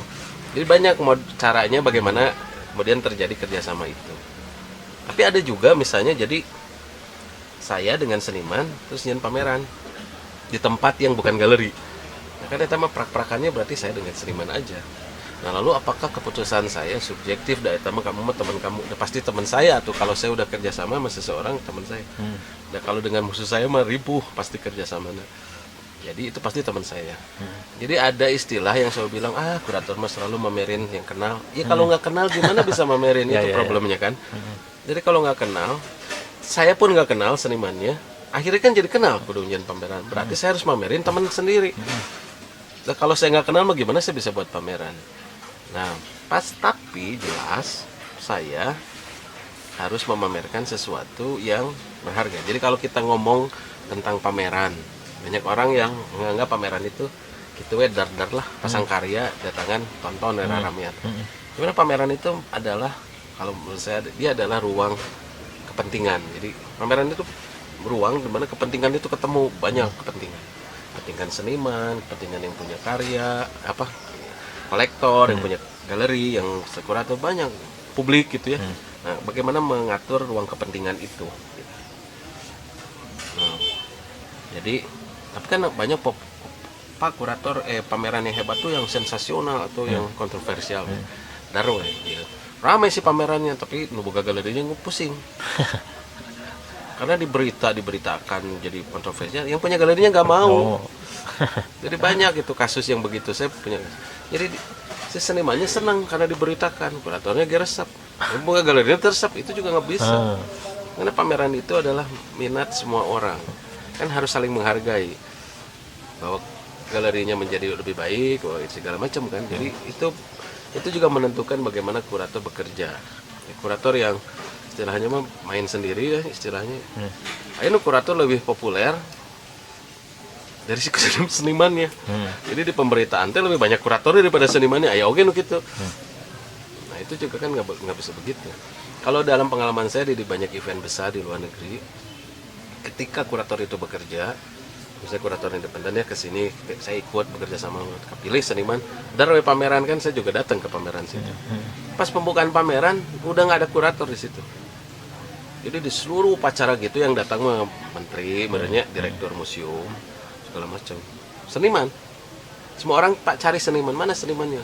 Semua datang, wartawan ke seniman, semua ke seniman. Nggak ada kuratornya. Nanti kurator mah di luarnya ngumpul, bering ngudut ngomongkan proyek berikutnya, gitu kan. Jadi kurator udah nggak ikut di event itu, semua di belakang. Dia menjadi penting seolah-olah ketika dia mempersiapkan, ketika udah dia mah di belakang. Gitu. Nah kalau di Indonesia sok dibalik, tim nyiapin pameran, sampai nggak pameran apa-apa kuma kurator ya, itu ya nggak bisa gitu. Senimannya ditanya, coba aja tanya ke kurator. Yang nggak bisa, kalau udah pameran seniman yang harus ngejawab. Tapi juga kadang-kadang salahnya itu dari orang yang nanya. Mereka berpikir terlalu sederhana. Dia berpikir mana yang benar, pandangan seniman. Ya tekuduk itu kan, ngelihat karya seniman. Setiap karya seniman dilihat beda-beda. Jadi ada kolektor misalnya yang, jadi yang benar yang mana mas ini? Kata senimannya apa kata mas? Ya dua-duanya kata saya itu gimana tuh? Gimana? Apa susahnya menerima itu dua-duanya? Dia nggak bisa, kudu hiji. Atuh ulah meuli karya seni gitu mah menhiji mah. Gitu, waktu kan? Saya ingat waktu tahun 2000-an ya, 2005 lah, jang angkatan sivili gitu tuh. Kan dulu terdengar kabar lah, santer gitu, bahwa si seniman-seniman itu waktu itu banyak yang istilahnya digoreng deh dengan goreng teh maksudnya kan diorbitkan terlalu cepat atau gimana ya? Atau gimana itu teh sebenarnya kan. Kalau orang baru lulus itu biasanya istilahnya masih belum matang lah gitu ya. Terus sama kurator dibuat seolah-olah mereka itu udah matang gitu. Nah itu kayak gitu atau enggak waktu itu tuh terjadi? Sebenarnya kalau studi kuratorial dia harus meneliti. Kan ada studinya kurator. Saya misalnya ada bukunya judulnya tuh Task Force gitu. Jadi bagaimana sebuah pameran itu memiliki kekuatan yang bisa mengubah. Di sebelumnya nih jauh. Misalnya saya mau cerita, ada satu pameran di Perancis waktu itu. Pameran itu tadinya pameran yang biasa dikerjakan oleh museum, terus diganti oleh kurator yang independen gitu ya, kurator yang tapi dia independen, terus dia buat pameran itu rada kontroversi. Jadi dia pameran itu cerita tentang seluruh seniman pencipta dari seluruh dunia. Nah, di antara seniman-seniman barat setengahnya ada seniman-seniman dari non barat. Di antaranya adalah orang-orang Afrika yang dipanggil itu adalah para dukun. Dukun. Dorong ngiru pameran dengan upacara ritual. Menurut persepsi si kurator itu ke seniman. Cek kamu seniman tuh ini di barat, tapi di timur mereka adalah seniman pada zaman itu. Pameran itu jadi kontroversi. Nah, itu yang membuat si profesi kurator independen itu menjadi penting. Nah, apakah benar si dukun-dukun itu adalah seniman? Ya, itu mah konteks pamerannya. Jadi bukan kemudian pulang ke Afrika deh, gitu. Dukun itu biasa. Jadi tidak karena pulang pameran terus dukun itu jadi seniman di Afrikanya, enggak aja, ya biasa lagi aja. Jadi dalam konteks pameran itu dia menjadi seniman. Nah, hal ini juga berlaku kepada pameran-pameran yang sering dikatakan pameran itu menggoreng seniman. Jadi menurut saya istilah itu tidak tepat dikaitkan dengan pamerannya. Nah, karena seolah-olah orang yang menggoreng itu, pelaku penggorengan itu, saya nggak tahu. Karbit itu ya istilahnya teh. Mereka jadi yang menjual menganggap ini hebat, yang membeli menganggap ini hebat. Lebih dari si pamerannya sendiri, kan bisa gitu.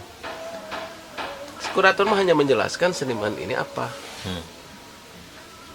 Masa kita bilang seniman ini adalah karena dia udah sekolah, saya bilang.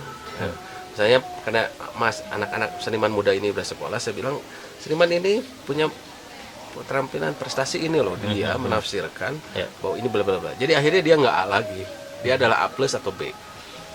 Anu ngajual, jeung anu meuli menganggap ini H, atau anu ngajual nganggap kamu beli ieu H gitu, lain B, dia jauh teuing gitu, anu meuli ge. Kan sebenarnya si kurator hanya menyebut ini lebih dari A. Jadi tidak ada yang bisa membuktikan ada korelasi antara apa yang dikatakan kurator dengan harga. Sebenarnya enggak. Yang bisa menghubungkan itu adalah si penjualnya sendiri. Saya nggak tahu siapa yang ngejualnya. Bisa aja kurator, bisa aja galeri yang mengatakan bahwa ini harganya harus ini layaknya. Tapi kalau pamerannya sendiri itu pasti akan masa senimannya ke diajar A dipamerkan A nyante atuh. Minimal dia A plus karena ada ngesan diajarna gitu dan dia pameran kan gitu ya. Jadi waktu itu nggak ada itu tes sebetulnya mah. Sebenarnya ketika terjadi tuduhan bahwa itu digoreng segala macam, karena orang menganggap kok aneh harganya mahal. Ya karena galerinya mau ngejual mahal. Oh, jadi yang tertuduh sebetulnya yang harus dituduh itu galeri sebagai penjual. Tapi kan kalau galeri bilang kalau saya mamerin harganya 5.000, saya ngambil potongan 2.500 mah atuh beak modal saya.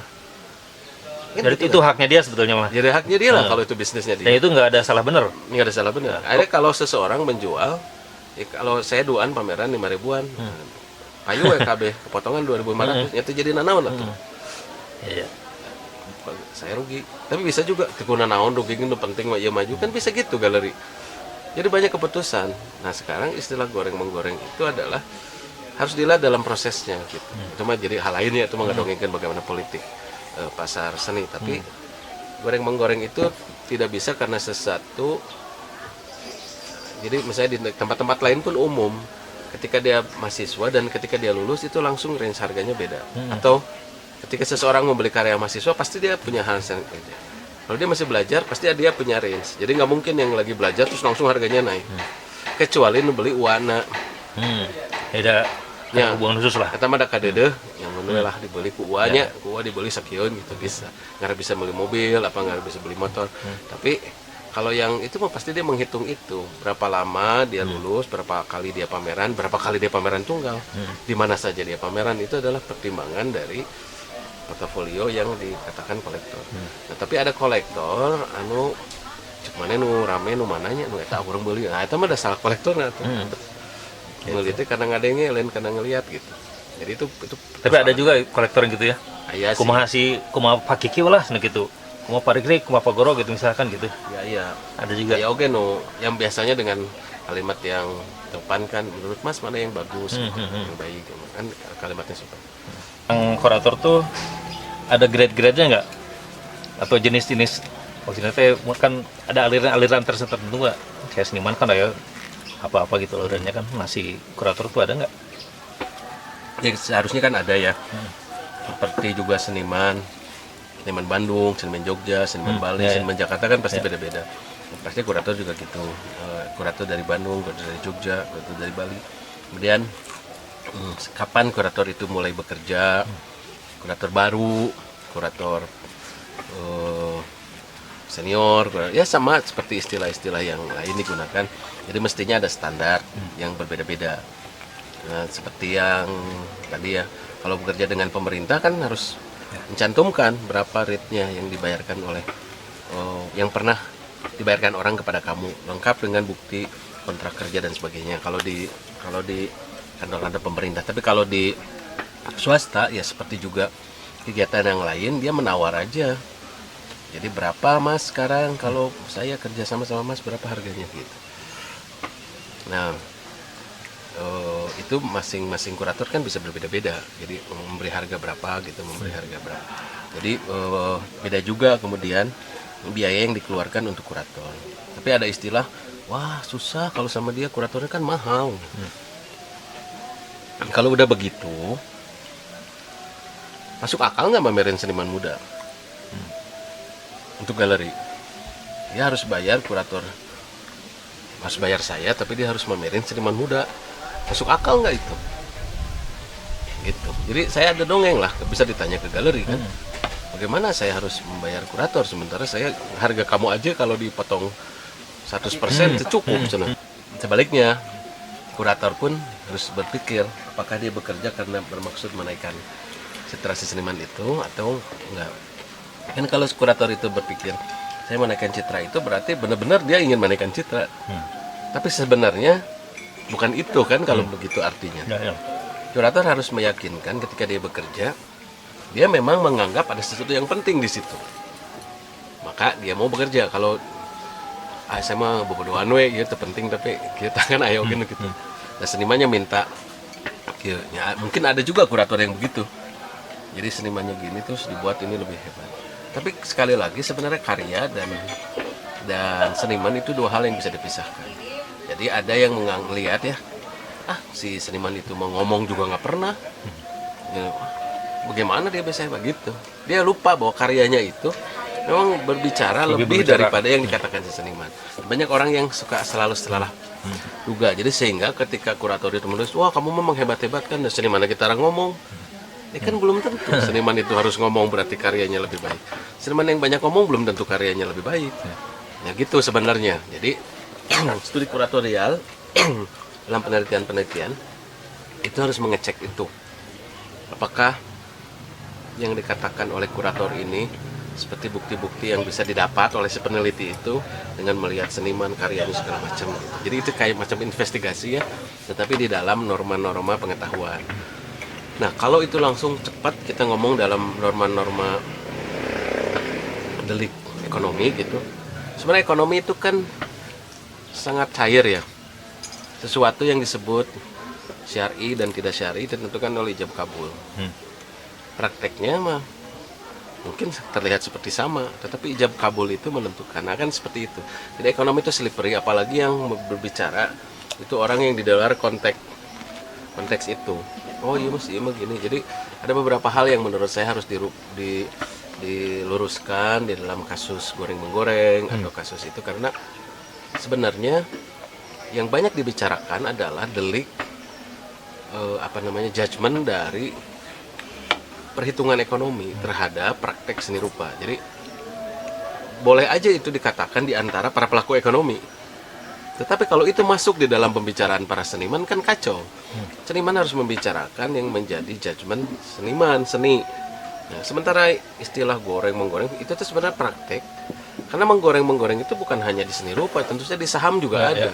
Itu pembicaraan orang-orang pelaku ekonomi, ya boleh wae itu memang enggak. Tapi kalau ini menjadi konsumsi seniman setiap harinya pusing atau seniman. Nah, seniman mah bukan pelaku ekonomi gitu. Jadi kadang-kadang itu juga yang membuat seolah-olah situasi itu dan anehnya banyak orang mengkonsum cerita para pedagang itu daripada cerita tentang seni. Nah, itu juga saya aneh gitu. Di Indonesia tuh suka gitu. Jadi banyak orang yang lebih mengkonsum dongengnya di sisi mungkin itu yang menarik kali ya, dongengnya dari sisi perdagangan daripada dari sisi seni. Karena sebenarnya kalau sebagai pengetahuan seni selalu memiliki, kan seni mah nggak bisa demokratis pasti. Kalau demokratis mah itu bukan seni. Kalau semua disamaratakan. Saya selalu bilang kepada mahasiswa-mahasiswa saya, kalian sekarang boleh bersahabat, makan siang bareng. Udah lulus mah rezeki kalian berbeda. Jadi sekarang kamu sama-sama nilainya baik, sesobatan, balit, makan siang bareng, bekerja bareng, asistensi bareng, lulus bareng, sama-sama bagus nilainya. Udah jadi seniman mah rezeki kalian bisa beda. Nah, itu bukan salah pendidikan, bukan salah siapa-siapa. Itu bagaimana seseorang berkembang. Jadi saya selalu bilang begitu karena praktek di lapangan, ya itulah seni sekali lagi ya. Karena praktek di lapangan selalu lebih menentukan. Seniman tidak harus juga Ada seniman yang pandai menerangkan, ada seniman yang enggak. Yang penting kan karyanya sebenarnya, dan karya itu mencerminkan apa yang dia pikirkan, apa yang dia pikir, itu yang lebih penting. Nah, kurator harus bisa bekerja di lapis itu sebenarnya. Banyak kurator yang menerima pekerjaan karena keramai si senimannya. Ini jangan salah loh, bukan keramai kuratornya, keramai senimannya. Seniman ini keramai, maksudnya keramai itu karena penjual bisa menjual. Semua kurator rebutan si seniman eta. Ada juga sering, pernah lah terjadi. Ya saya sih nggak ikutan lah, kalau udah begitu ya sibuk senimannya kan, dia harus memilih-milih kurator. Jadi jangan salah, jangan disangka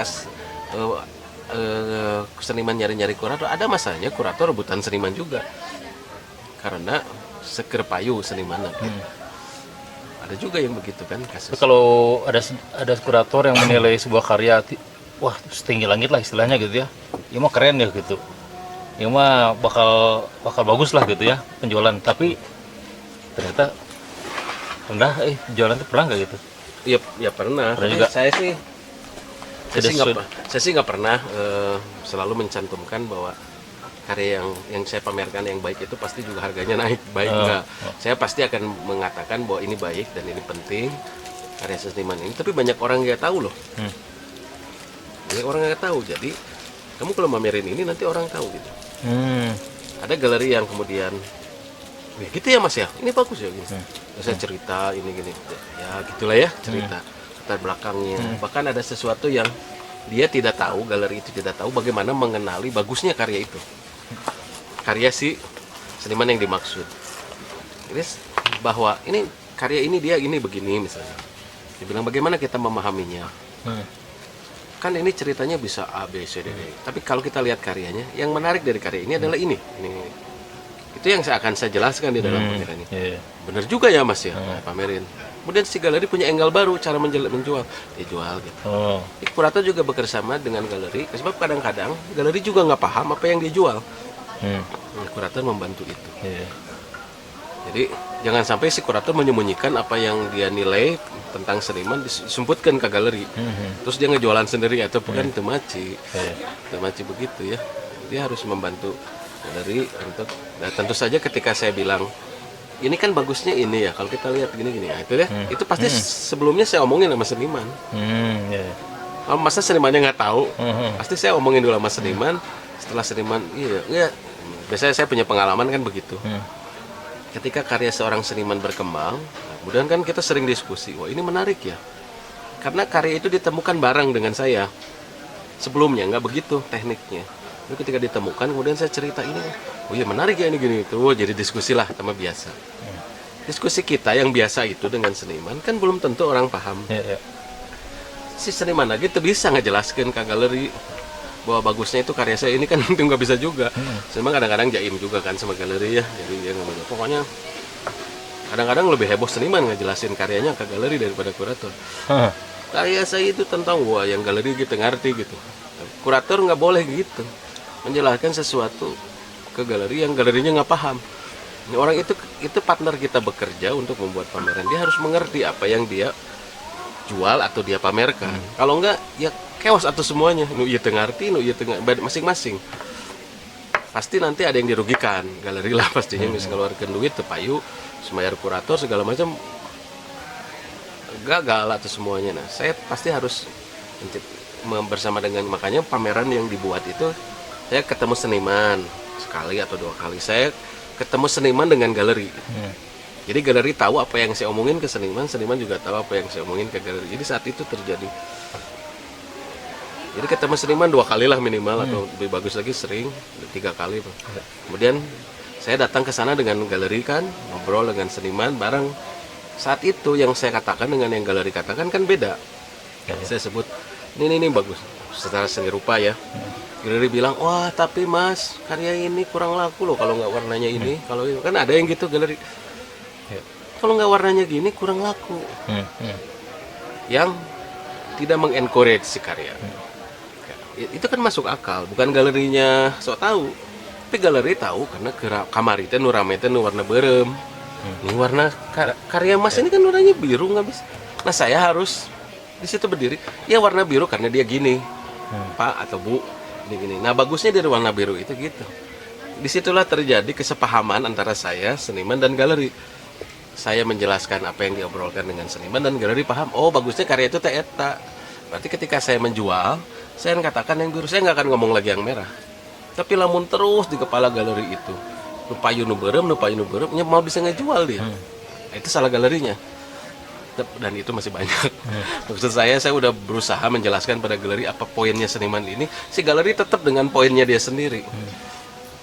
Yang dia jual, seniman ini menjanjikan loh, seniman. Tanpa dia bisa ngejelasin apa yang menjanjikan dari seniman itu, ya itu salah galerinya. Saya selalu menjalankan prosedur itu. Jadi galeri harus tahu apa yang menjadi kelebihan. Jadi tidak ada rahasia di antara kita, di antara galeri, seniman, dan saya. Jadi sama-sama berbagi karena kita tahu baik ini publik. Nah, terus datanglah kolektor pas pameran tuh ngobrol, mas yang bagus mana ini, yang bagus kan gitu kan. Oh iya ngespayu nih, ngespayu kan saya mah udah semua karya bagus. Jadi yang ini ke kolektor yang pertama saya bilang ini bagus pak. Gitu. Datanglah kolektor yang berapa yang bagus tidak, iya ngespayu kan nggak mungkin saya sebut lagi nih yang bagus. Sebut ya karya yang lain yang bagus, dan semua sama bagusnya. Bagusnya gimana tuh mas? Gitu kan orang itu nanya. Berarti saya jelasin. Beda dengan karya yang ini gini. Kan sama bagusnya. Saya tidak pernah punya beban menjelekkan satu karya dibanding karya yang lain. Karena saya pikir semua karya sama. Jadi saya tinggal menjelasin ini bagusnya di sini, ini bagusnya di sini. Jadi ketika seseorang membeli dia merasa bahwa yang dia beli itu oh iya saya ngerti. Nah galeri kadang-kadang lebay kan, sutik-sutik tanya ke kurator, mun harga tanya ke saya. Ayo nu kitu oge, lamun pelebah kumaha karya tanya kurator. Pelebah tanya jadi telepon, mas bisa datang nggak, ini ada yang mau beli, atau cilaka gitu mah. Setiap ada pembelian saya harus datang gitu. Jadi paling bagus adalah ketika ada kesepahaman antara saya dan galeri. Nah saya juga saya juga punya penilaian terhadap galeri kan, bekerja sama dengan galeri ini, bekerja sama dengan galeri ini, dari mulai bagaimana berhubungan dengan senimannya nanti, menyaksikan paseannya dengan seniman nanti misalnya ya, atau memasang karya, atau ya kan ada pengalaman dia datang aja mas, tapi datang bayar sorangan, nginep sorangan kan ada juga yang gitu kan, ada yang datang di tempat yang baik kan, macam-macam lah itu mah, namanya juga orang kerja jadi bisa macam-macam versinya. Nah itu punyalah penilaian tentang galeri itu. Nah ada yang galeri ada pengalaman lucu lah misalnya ya, ini mah bukan di sini, di internasional, ada seminar kurator galeri diundang seminar internasional, datang kasih, pas saya datang dikasih hotel mewah, hotel kan kamu kurator, kamu hotelnya mewah di sini. Uang kan nggak boleh dibayar kalau seniman pameran internasional, maksudnya yang bukan komersial ya, ini yang budayaan. Ini nah, jadi ini uang hotelnya bayarin ke hotel. Ini bukan fee lah namanya, ini apa gitu, ini nggak boleh bayar kalau internasional. Namun seniman mah beda, kasih uangnya kamu boleh nginep di mana aja, kan kamu mas seniman. Seniman mah waktu itu pergi bukan di hotel yang mewah itu, kurator temenang kudu di hotel mewah eta. Atuh teu mawana naon balik ka dieu pan ari kurator. Ari seniman mah baru ya. Gitu ya, padahal workshopnya itu 3 hari 4 hari waktu itu kan ada workshop, ada. Seniman mah balik nginep di hostel, baru susurian, baru dikasih uang, fee da seniman, kurator mah. Jadi begitu istimewanya kedudukan kurator sampai dihargai gitu. Jadi kamu mah nggak bisa kalau takut salah kan kalau dibayar, jadi gitu jadi nate gitu. Jadi ada sih yang versi gitu ya. Jadi saking penghargaannya pada seniman, padahal belum tentu si kurator itu lebih banyak duitnya dari seniman. Nyawa seniman lebih prea duit nanti si kurator. Si eta mah baru susurian yang babaturana nginep di hotel kecil tapi deket di tempat keramaian. Jadi mau baru resepan. Bayarnya murah tapi bisa ulin. Kurator mah di hotel ya diantarkeun bisa. Panggilnya itu jeung kurator deh, dan semua sama. Saya dari Indonesia, terutama dari negara-negara yang bukan maju ya, berkembang, kita mah sama mesem-mesem aja gitu. Kenapa kalau di hotel itu gitu, kenapa nggak di hotel yang lain? Itu juga saya peristiwa yang menarik, lucu, tapi ya itu menunjukkan juga penghargaan pada kurator sebenarnya. Ya, untuk episode pertama ini sepertinya kita sudahi dulu, dan berikutnya mungkin Pak Kiki nanti kita sharing tentang pengalaman-pengalaman ya. Nanti sama yang teman-teman yang lain supaya rada ramai lah, supaya beragam gitu. Oke, saudara-saudara kita akhiri lagi. Sampai jumpa lagi.